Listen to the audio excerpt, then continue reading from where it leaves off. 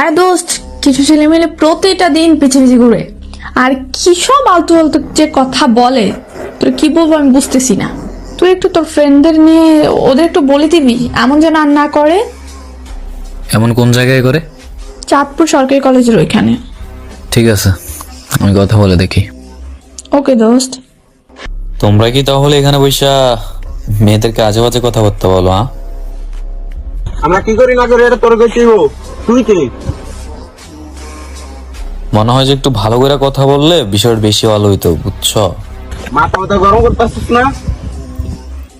তোরা যাইতে কইতেছিস না এখান থেকে, যা যা যা। অন্য ভালো না, যা। কথা কানে ঠিকই ঢুকছে, আবার এই কথাটাই তোদের কানে ভালো করে ঢুকামো। আমি তো বললো আবার দেখা করবো। আল্লাহ হাফেজ।